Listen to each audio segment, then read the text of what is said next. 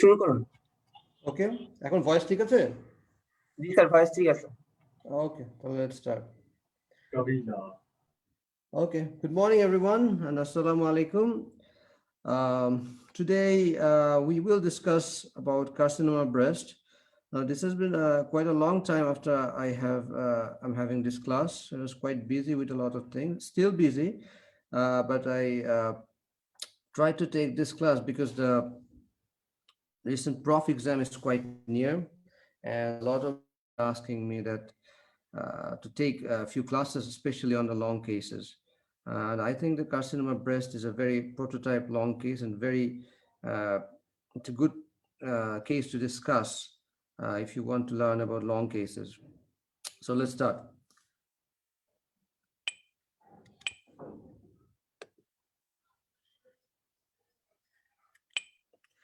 So always, this is one of my favorite quotes. Remember this, that always listen to the patient. They might be telling you the diagnosis. So listening to the patient is of utmost importance because the patient is always trying hard to make sure that you get the diagnosis right. So if you listen to the patient and ask him the right questions, you'll get the diagnosis. Now, approach is very, very important. Most of the times, you must remember that first thing the patient looks at is your attire or your get-up, your dressing. So it's very important that you have a respectable clothing, which then patient gains confidence. Don't wear dresses like this, which makes you like as if you're from the modeling school, not medical school. So approach to history taking. The first and the most important thing is the consent. How to take the consent? You ask the patient that Assalamu alaikum, I am one of the examiners and I've been asked to take a history, or I'll talk about the problem you're having. If you feel any discomfort, please tell me. এটা বাংলায় বললে এভাবে বলা যায় যে আসসালামু আলাইকুম, আমি একজন এক্সামিনি অথবা একজন পরীক্ষার্থী, আপনার সমস্যাটা সম্বন্ধে কথা বলতে এসেছি, কোনো সমস্যা হলে বলবেন, something like that. Maintenance of privacy, very, very important, especially if this is a female patient. If you're examining the breast, must talk about privacy. You must assure the patient that her privacy will be maintained, her dignity will be maintained. Because if the patient does not see those privacies maintained, then he will be very, very uncomfortable. Make sure the patient is as comfortable as possible. Summarize each stage of the history taking, meaning when you have taken the history of the lump, you tell the patient, আচ্ছা ঠিক আছে, আপনার তাহলে এরকম একটা চাকা পাওয়া যাচ্ছে, 6 মাস ধরে পাওয়া যাচ্ছে এবং এটা খুব তাড়াতাড়ি বড় হয়ে যাচ্ছে. Ask the patient if these informations are correct or not. Involve the patient in the history taking process. Make sure you let the patient talk as much as possible. Don't stop her. A female attendant, especially if you are a male doctor, a female attendant is a must. You must talk about a female attendant during the exam. Components of history taking. Now, as we all know, the first thing is patient profile, or the particulars of the patient, where you talk about the patient's name, age, sex, address, and etc. Chief complaints, you talk about what are the main problems the patient is having or why the patient has come to the hospital today. History of presenting illness, here we elaborate the chief complaints in details and any other inquiries that we might have about those problems. Past medical history, the relevant medical history that should be taken. For example, if the patient is having some sort of jaundice, you take the history of whether she had any previous history of any jaundice, whether the patient has taken any medications, because there are hepatotoxic drugs which may cause jaundice. Family history. Breast cancer is a great example of this because almost all cancers, especially breast cancer, runs in the family. If the mother has breast cancer, there is always a chance that the daughter may have breast cancer in the future. Socioeconomic history, very, very important. And then systemic reviews. We will discuss it in details.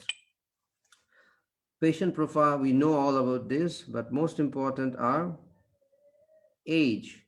Usually, the patients above the age of 40, more commonly above the age of 50, they are prone to have malignancies or breast cancers. Female, of course, female breast cancer is more common than male. Males do have breast cancer, but in rare occasions. Marital status, why this is important? Because those who has children are less prone to breast cancer, or pregnancy has a protective effect on breast cancer. So chief complaints. The first and the most important complaint that usually female with breast cancer comes is swelling, or sometimes you can say lump.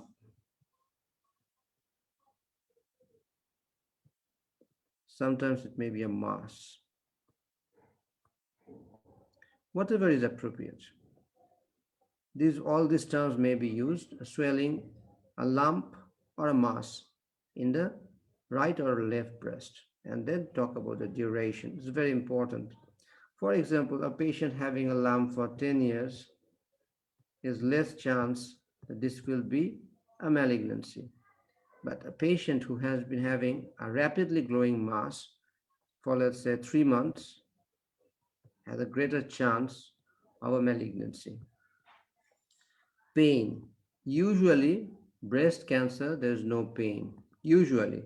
But sometimes there may be pain, especially in advanced cases when the breast cancer, when the malignancy has invaded into any nerve or into the muscles or into the skin. Then there is a constant aching pain. Nipple discharge is most of the times nipple discharge may not be present, but if it is present, usually it's bloody, blood stained, nipple discharge. So how can we write a history of present illness? For example, a patient is having a lump. So we start with this line that according to the statement of the patient, she is reasonably all right 3 months back. Then he noticed a lump in her right breast, which is rapidly increasing in size. There may or may not be any association with pain. If there is pain, talk about its relations with menstrual cycle. Because the commonest lump that a patient comes to the breast clinic is with fibrocystic disease.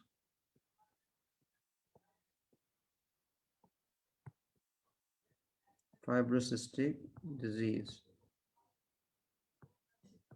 Now, in this fibrocystic disease, they may be painful. Usually their pain is related to the menstrual cycle. They will tell you that during menstruation or just before menstruation, the pain increases and then it goes down.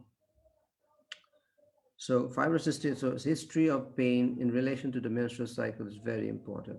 Nipple discharge, if there is any discharge, you should talk about it, whether it's blood stained or not. If you are suspicious that this may be a malignancy, then you should talk about sites of metastasis. For example, is there any pulmonary metastasis? Meaning, what are the symptoms of pulmonary metastasis? The patient may have cough, the patient may have hemoptysis, may have respiratory distress. There may be bony metastasis, meaning the patient may have bone pain. Hepatic metastasis is quite rare. I have never seen any patient with breast cancer with hepatic metastasis, but can happen. So, but you should take the history. It's very rare. Overall health of the patient is very important. Appetite, weakness, weight loss, bowel, bladder habit. These are the things you should talk about. So if a patient comes to you with a breast malignancy, is presenting illness, maybe something like this, but according to the statement of the patient, she was reasonably okay, was reasonably all right. About 6 months back, then he noticed a lump in her right breast, which was rapidly increasing in size, but painless. There is associated blood-stained nipple discharge. And patient also complains of occasional cough, which is blood stained. Maybe something like that. And overall health, you should also talk about whether the patient's appetite weakness or weight loss is there or not. Usually in breast malignancy, uh, uh, there is not much weight loss. You'll see weight loss, especially in carcinoma stomach, sometimes in carcinoma esophagus, but especially in carcinoma stomach. You look at the patient, you can say that this person is having some sort of malignant disease. There's significant weight loss in case of carcinoma stomach. Past medical history, very, very important. Uh, Breast related previous history. What does that mean? For example, whether there is any previous history of lump. You will see sometimes a patient will come to you with a previous history of operation or previous history of surgery done in probably in a village setting where the patient may had a malignancy, but it was just local excision was done or inadequate excision was done. So breast related previous history is very, very important. Past hospitalization, past surgeries, radiation, very, very important. Another history is if the patient has if the patient has a malignancy in one breast, there is always another chance that there is another malignancy in the second breast. So they are very related. So you should always take the history of the opposite breast. Medications, very, very important. Oral contraceptive pills, hormone replacement therapies. Now, one, you should remember that the breast malignancies are estrogen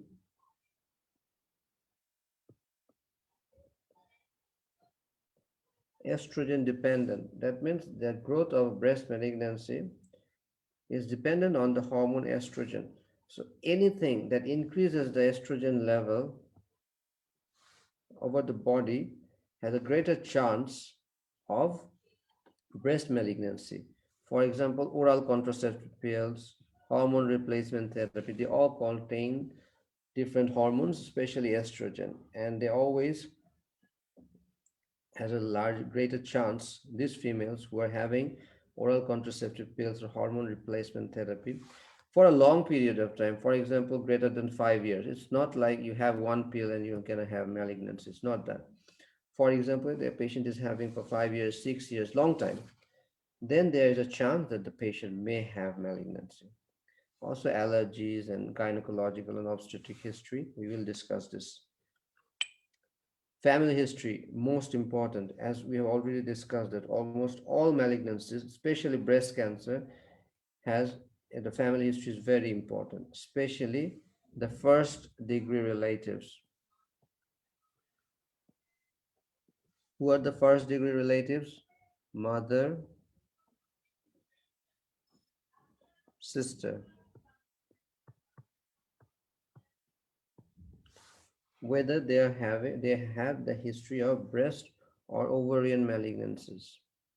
Very important that you should take the history. Socioeconomic history. Now, smoking and drinking are quite uncommon in Bangladesh, but you should always take this history as well. Menstrual history, most important. Age of menarche, age of menopause.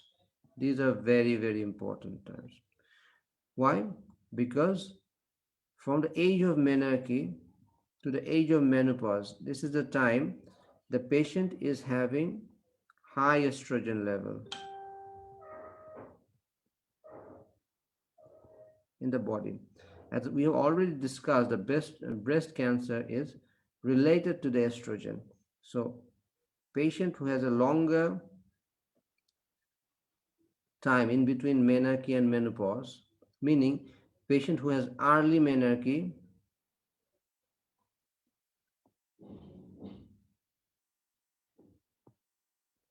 and late menopause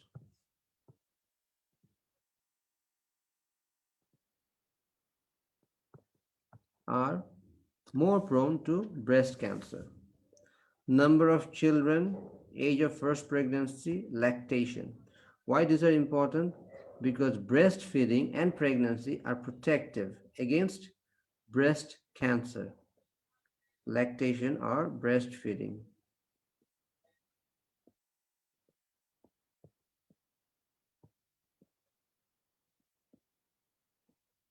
and pregnancy.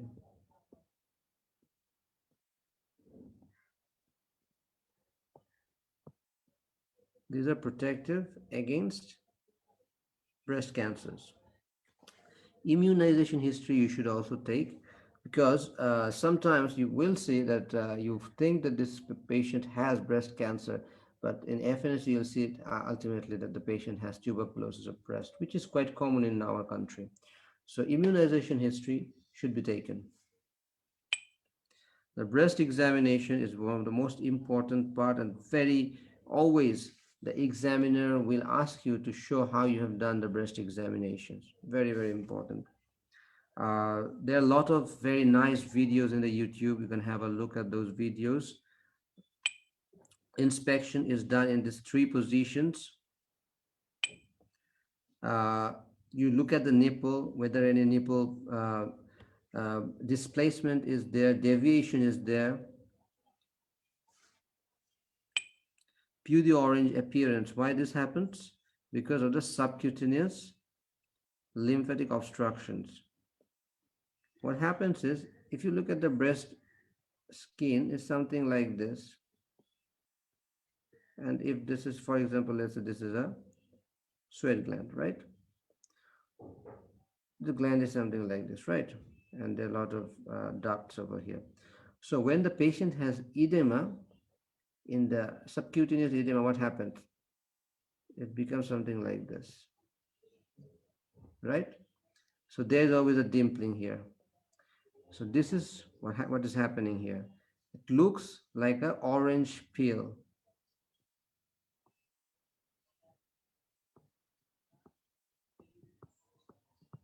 Orange skin. So this is called pseudo-orange appearance. This is a sign of advanced malignancy. This is because of the obstruction of the subcutaneous lymphatics. Skin dimpling and puckering. These are very important findings, and this shows that this is an advanced cancer. Why this happens? Because of infiltration into the Ashley Cooper's ligament. What happens is the breast is suspended by the Ashley Cooper's ligament, right? Something like that. These are the Ashley Cooper's ligament. Now, if there is a malignancy over here, what this will happen, what this will cause is there will be desmoplastic reaction or fibrosis of this Ashley Cooper's ligament, and as a result, this part of the breast will be something like this. There will be a dimpling or puckering of that place. Nipple retraction, again, these are all again the same cause, when infiltration and fibrosis of the lactiferous ducts. If this is the nipple, and you'll see there is a duct over here, and if the malignancy involves the duct, and there will be dysplastic reaction and fibrosis. As a result, it will draw in the nipple, something like this, right? It will pull the malignancy will pull anything that it attaches itself towards itself because of the desmoplastic reaction or fibrosis. Palpation, again, have a look at those. Palpation is better done in a 45-degree angle. What are the important things that we look for? The site. For example, if this is a breast, we want to see where is the lump. Is it in the upper outer quadrant? For example, let's say this is the axilla. So this is the upper outer quadrant in the right breast. Then we want to see the size of the lump, whether it is 2 centimeter, 3 centimeter, 4 centimeter, 5 centimeter, because on those numbers, the staging or the TNM staging depends. For example, if the lump is less than 2 centimeter, it is stage 1 disease or T1. If it is more than 5 centimeter, it's T3. So based on those numbers, the initial treatment will vary. Side size we have checked. Shape is not very important. Overlying surface will be irregular, right? Or overlying skin, you have to check whether there's an epudia orange appearance, whether there's dimpling or puckering or not. Another thing, what you have to see, if this is the pectoralis major muscle, if this is the breast, if this is the lump, and if this is the breast, you want to check whether the lump is fixed to the pectoralis major muscle or not, or whether the lump is fixed to the skin or not. Because on those, if the lump is fixed to the skin, it becomes T4B. If it is fixed to the muscle, it becomes T4A. So these are very, very important findings. How do you record those findings? For example,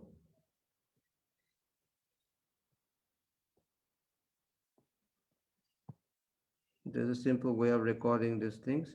You will find this in Hamilton Bailey, I think. For example, a patient has a lump over here. You record these findings. You record these findings so that you can check it. For example, sometimes the lump disappears after chemoradiotherapy. You will be in big trouble if you do not record it. Then there's no way of finding the lump. So these are the things that you have to record. Salient features. So a patient with breast malignancy may have a salient feature something like this. Uh, Mrs. X, 57 years, a housewife from Borishal, was admitted to this hospital with a rapidly growing painless lump in left breast. She also complains of dull aching pain and blood-stained nipple discharge. She has no metastatic features. On general examination, usually general examination, the patient is there's not much, there's usually no findings are there, but you may get some findings. For example, if there's a lymph node enlargement or if there's been anemia, you can say that on general examination, the patient is anemic and anxious looking.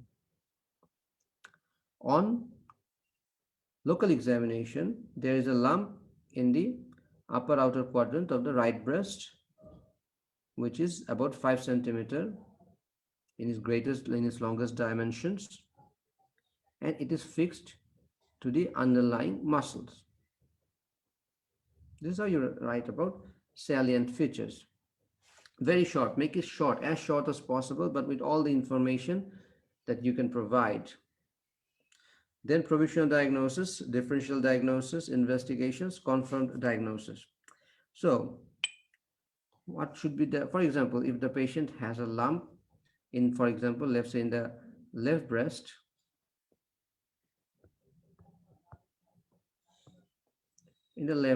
which is, let's say, about 2 centimeter, and there is some mobile lymph nodes. So it can be a carcinoma left breast T1N1M0 if you did not find any metastatic features or metastatic findings in the palpation. It is T1N0. I will discuss about the TNM staging, or a little more information can be provided. For example, if the patient is postmenopausal, then you can say carcinoma of left breast in a postmenopausal woman with T2N2M0, something like that. So this is the staging. Manchester staging was quite popular previously, but nowadays TNM staging is more popular. So I would ask everyone to learn the TNM staging first. Then Manchester staging you can also learn. So TNM staging. TIS means it's tumor, carcinoma in situ. There is usually no palpable lump. T1 meaning the lump is less than 2 centimeter.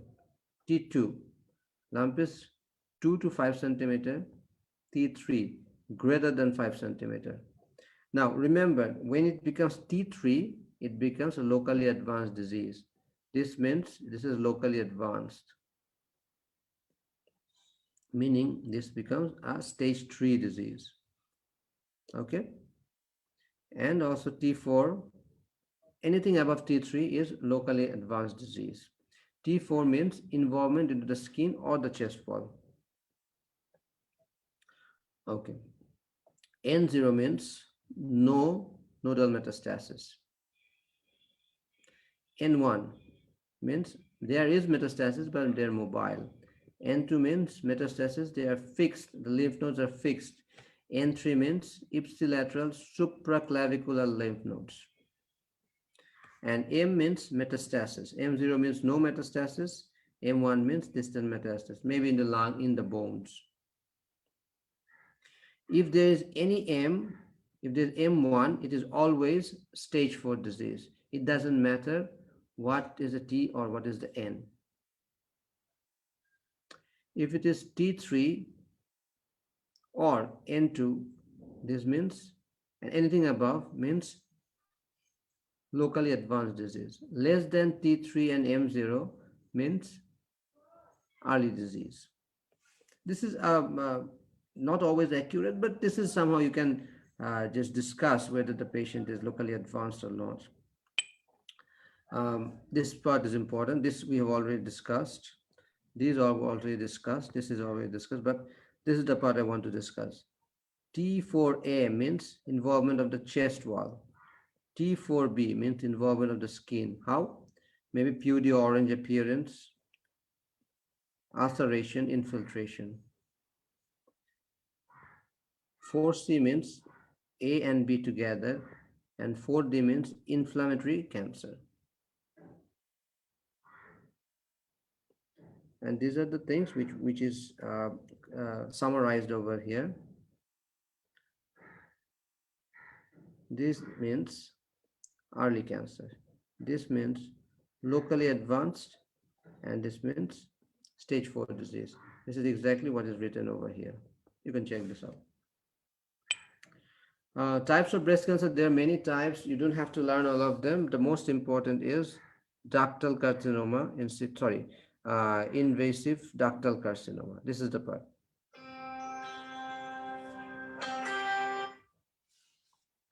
This is the part which is important. Invasive ductal carcinoma. This is the commonest one. Etiopathogenesis, not very important, but commonest is the sporadic cancer. This is always, you will rarely you will see that there is any familial association, but the sporadic commonest cancer, that the sporadic cancer, that what happens, there may be familial association in 20 to 30%, and hereditary breast cancer in 5 to 10%, meaning they will have these genes, especially BRCA1 and BRCA2. BRCA probably means breast related cancer antigen. You can check it out whether it's correct or not, but there's a lot of people that say it means breast related cancer antigen. Again, the way we have showed you that how to record your findings. And the commonest site of breast cancer is the upper and outer quadrant, 60%. Investigations, whenever you are asked in the exam hall about the investigations of the carcinoma breast, always use this term, triple assessment, meaning 3 ways it is being assessed: the clinical, imaging, and then pathology. Clinically means we do the history and clinical examination, imaging, ultrasound and mammogram, and pathology meaning FNSC or core cut biopsy. Nowadays, core cut is more popular. Mammogram is very, very important, both for staging purpose, both for diagnosis and for screening purposes. Mammogram is usually done in females greater than 35 years, because below 35 years the breast is dense. As a result, the mammogram is not a very good investigation, because it usually diagnoses malignancy in the form of density. For example, in case malignancy, if this is a breast, you'll see the malignancy will probably look like this. Now, if there is excessive density around it, high density, then sometimes the malignancy is very difficult to be evaluated by a mammogram. This is what happens in case of females, younger females below the age of 35 years. Because of their highly dense breast, uh, a malignancy is not a good investigation to evaluate a malignant lump. But in case of elderly females, what happens is the density is low, so usually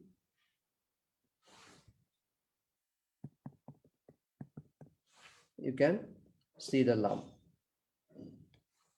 Asymmetry, very important. You must compare the both breasts.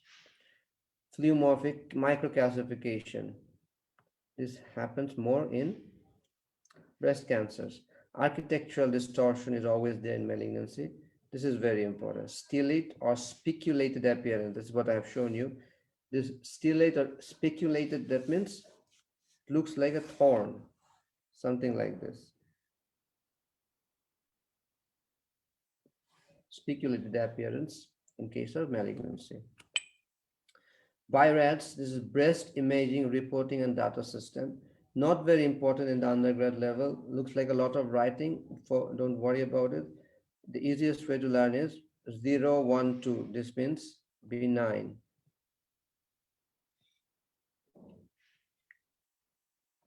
3, 4 means,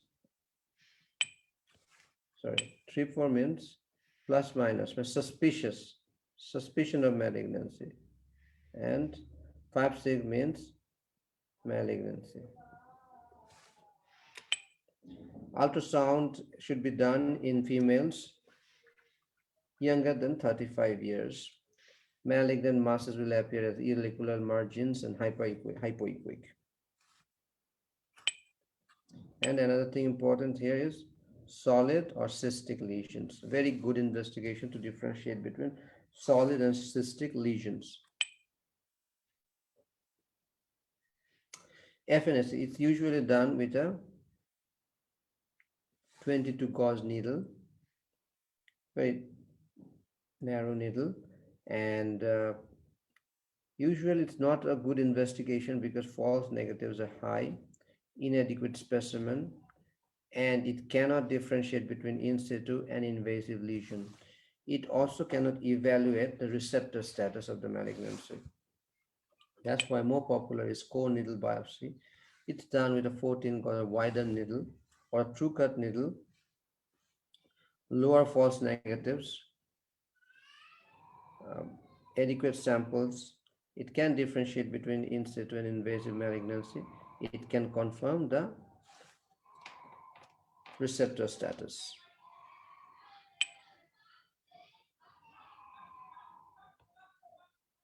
In case if it's a this is not very important, but should learn this, that if it's a lump is not palpable, then it can be done image guided biopsy, ultrasound guided FNSC, or stereotactic needle biopsy in form of mammogram guided biopsy.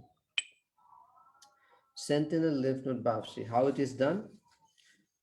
There are two types of dyes that are injected into the tumor. One is a colored dye, and another is a radioactive dye. So what happens is, this is actually done to find out if the lymph nodes are involved or not. For example, if there is a lump over here, you inject some dye over here, both blue dyes and the radioactive dye. So what will happen is this will go over here, right? Sentinel lymph node means the first lymph node that is being drained. So when it goes over there, but you don't know where the lymph node is, then you check with the Geiger counter, the portable gamma camera, and you see there is a lymph node over here. You give an incision over here, and then you see the blue dye. So then you extract or other investigations, and if you see that it is involved, then you do a axillary clearance. Indication, uh, early cancers. This is the thing you should remember. Indication is early cancers. Contraindications are inflammatory breast cancer. Most importantly, palpable axillary lymph nodes.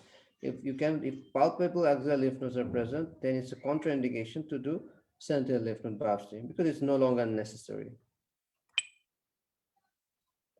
These are other investigations, the chest X-ray, CT scan, abdomen to check out. This is bone scan. This is important to check for any bony metastasis. Management, surgery, radiotherapy, chemotherapy, hormonal therapy. These are the four modes of treatment. Surgery can be curative, palliative, radiotherapy, different forms of radiotherapy are present. This may look a little complicated, but let's make things simple. If it is an early breast cancer, meaning stage 1 or stage 2 disease, you go for surgery. If it is locally advanced, then that means stage 3. You go for neoadjuvant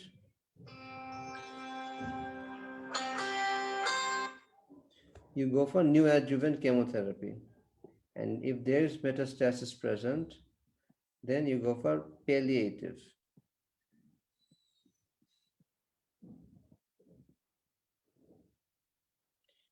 So what happens in case of early breast cancer, if it is less than 2 centimeters size, it's small, you can go for breast conserving surgery. Now, at undergrad level, just remember this term, breast conserving surgery. Further is no longer necessary. Breast conserving surgeries can be done, which is now also being done in Bangladesh in a lot of centers. And stage 2 and above, a surgery needed, which is in the form of modified radical mastectomy. So what happens in case of modified radical mastectomy? If this is the breast, if this is the nipple areola, and if this is a tumor, and if this is the pectoralis major muscle, in case of radical mastectomy, what you do is you remove everything. You remove the nipple areola, the lump, and the pectoralis major muscle, everything. But in case of modified radical mastectomy,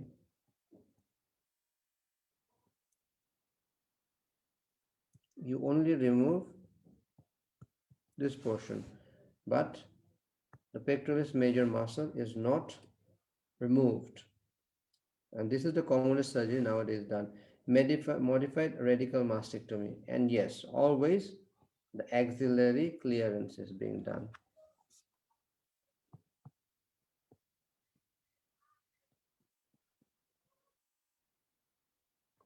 What do we mean by axillary clearance?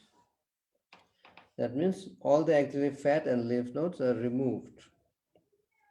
All the axillary lymph nodes and fat are removed. This means axillary clearance. At least 15 lymph nodes. The number may vary. Sometimes it varies. Some people say it's less than that. Some say more than that. But at least 15 lymph nodes, 15 to 20 lymph nodes should be removed for axillary clearance. There are other terms that are also being used, that axillary dissection. But axillary clearance is the term that you should use.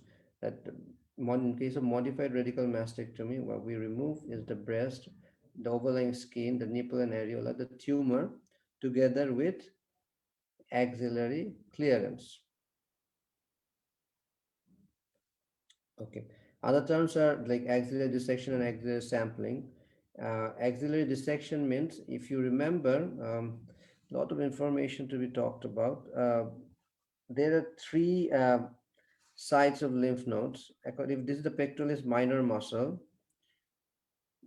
the lymph nodes that are lateral to the pectoralis minor, these are 1, given as 1, behind, these are given as 2, and we are medial to this lymph node, these are 3.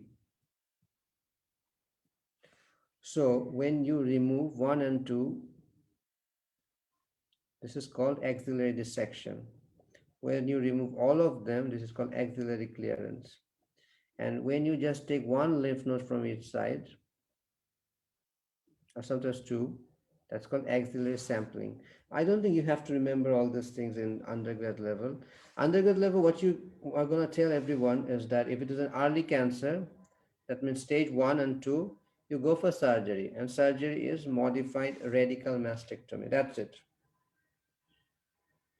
If it is locally advanced cancer, that is stage 3, meaning the tumor may be more than 5 centimeter, or a patient may have a fixed lymph nodes, or the tumor may be fixed to the overlying skin or the underlying muscles. In these cases, you'll first go for neoadjuvant chemotherapy, downstage the disease, make it operable, and then you do the surgery. And if there is metastasis, then you again go for palliative chemoradiotherapy, because if in case of metastasis, there will no longer be any curative surgery. Everything related to metastatic disease is palliative.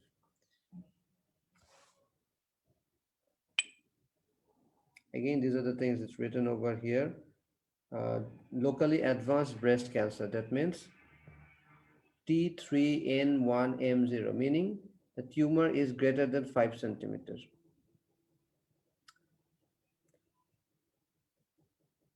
Or T4, meaning the tumor has invaded into the chest wall or into the skin. N3 and N2 means either fixed axial lymph nodes or palpable ipsilateral supraclavicular lymph nodes.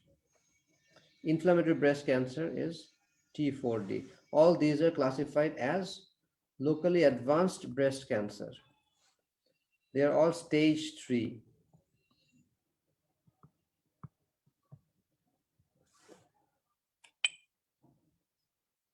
There's different ways. You don't have to be confused with all these things. This lecture was probably written for somebody, a more advanced audience, but don't have to remember anything about this. If it is operable, if you think it is operable, then you can go for surgery. But in your case, you'll always say, if it's a locally advanced breast cancer, I will go for neoadjuvant chemoradiotherapy. Downstage the disease, and then we go for surgery. Okay. In case of inoperable cancer, again we go for neoadjuvant chemotherapy to make it operable. To make it operable.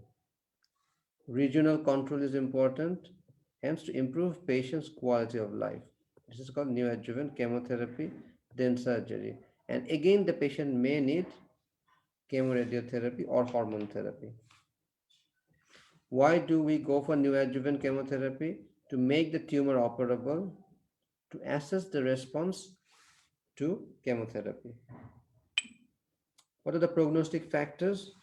Nodal status, most important. Tumor size. For your case, nodal status and tumor size, these are the most important prognostic factor. We use the Nottingham Prognostic Index, but this is the formula.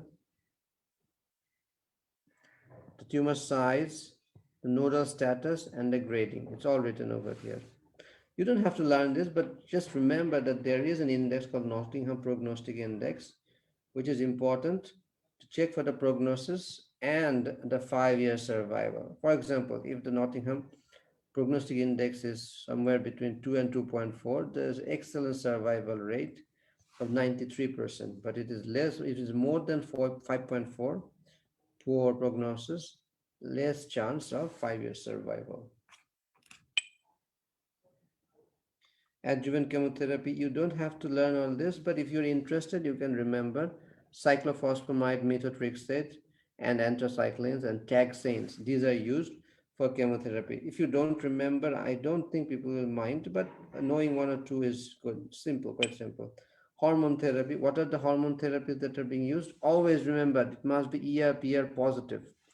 Otherwise, there's no point of using those. Tamoxifen is a estrogen receptor modulator, not exactly a blocker, it's a modulator.